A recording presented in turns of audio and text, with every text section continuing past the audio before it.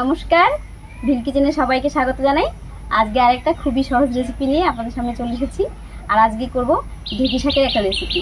আশা করছি আপনাদের ভালো লাগবে। আপনারা প্রথম থেকে শেষ পর্যন্ত সঙ্গে থাকুন। এখানে আমি কয়েকটা ঢেঁকি শাক, দুটো বেগুন, দুটো পটল আর কিছুটা শোলা কচু নিয়েছি। এবার সব কিছু কেটে নিচ্ছি।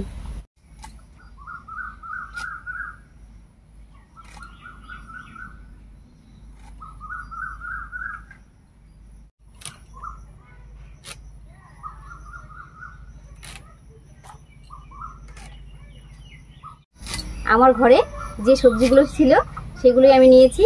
আপনারা এই সবজিগুলোর পরিবর্তে অন্য সবজিও নিতে পারেন। ঢেঁকি শাকটা কেটে নিয়েছি, এবার পরিষ্কার করে ধুয়ে নেব।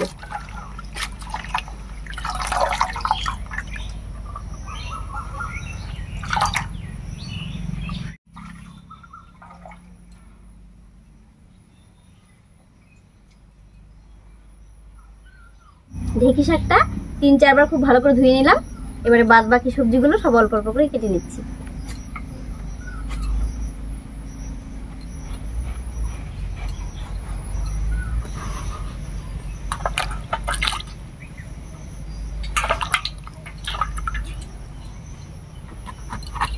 এখানে আমি পটল নিয়েছি। আপনারা পটলের পরিবর্তে ঝিঙেও ব্যবহার করতে পারেন।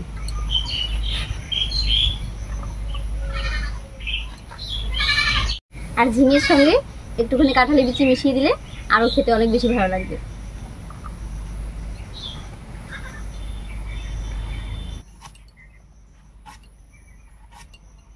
এই শোলা কচু দিয়ে এর আগে আমি একটা জিলিপি বড়া রেসিপি আপনাদের সঙ্গে শেয়ার করেছিলাম। আপনারা সবাই খুব পছন্দ করেছেন। তো আপনারা যদি কেউ আবার দেখতে চান আমাদের চ্যানেল থেকে দেখতে পারেন।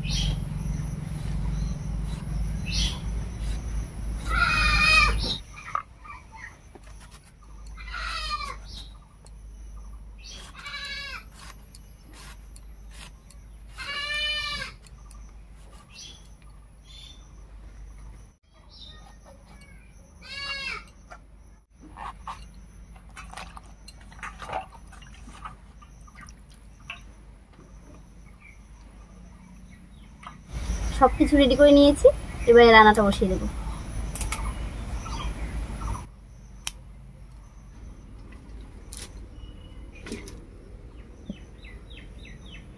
উনুন জ্বালিয়ে কড়াই বসিয়ে দিয়েছি।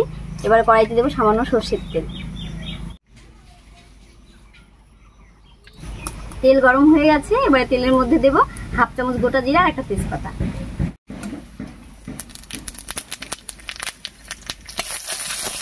এবার এর উপরেই কেটে রাখা সবজিগুলো দেব।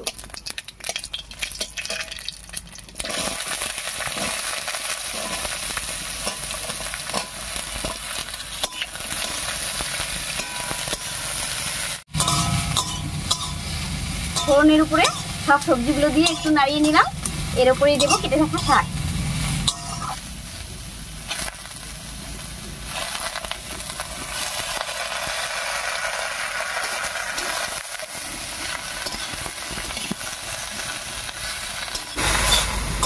এর উপরেই দেবো স্বাদ মতো লবণ আর হলুদ।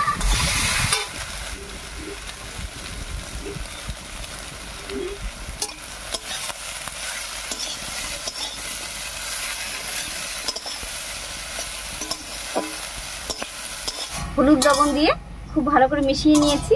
আর সবজির থেকে বেশ অনেকটাই জল বেরিয়ে গেছে। এবারে ঢাকা দিয়ে বেশ কিছুক্ষণ রান্না করে নেব।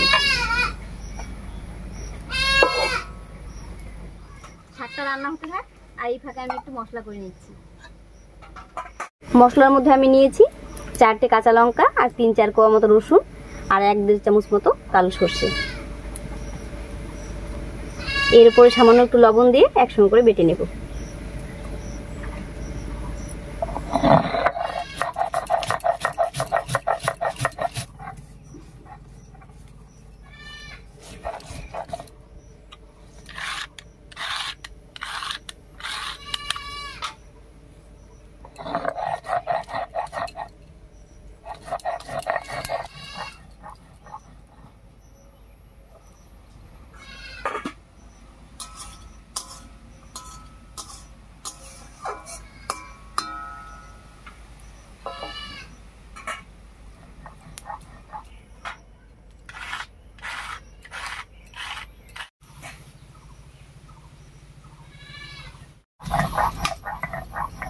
মশলাটা বাটা হয়ে গেছে, একবারে নামিয়ে নিচ্ছি।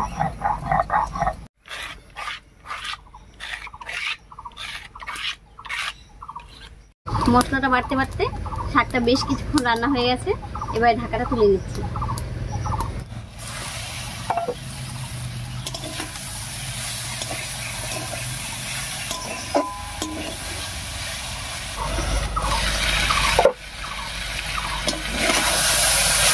শাকটা বেশ কিছুক্ষণ রান্না হয়ে একটু ভাজা ভাজা মতন হয়ে গেছে, এবার এর মধ্যে দেবো বেটে রাখা মশলাটা।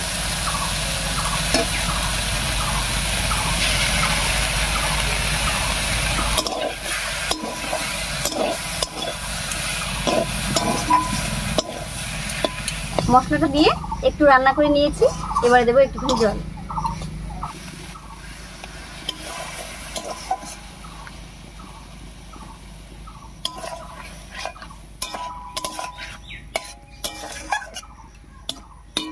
এবারে বেশ কিছুক্ষণ ভালো করে জাল করে একটু রান্না করে নেব।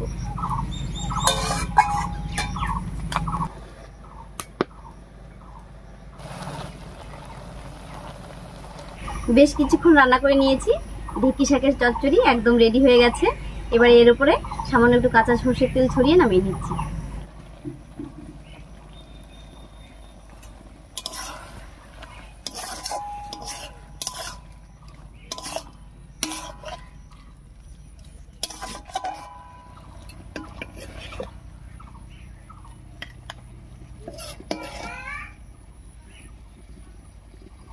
রান্নাটা আমি একটু ঝোলঝোল মতো করেছি যাতে ভাতটা মেখে খাওয়া যায়, তবে আপনারা যদি শুকনো পছন্দ করেন ঝোলটা আরেকটু জাল করে কমিয়ে নেবেন।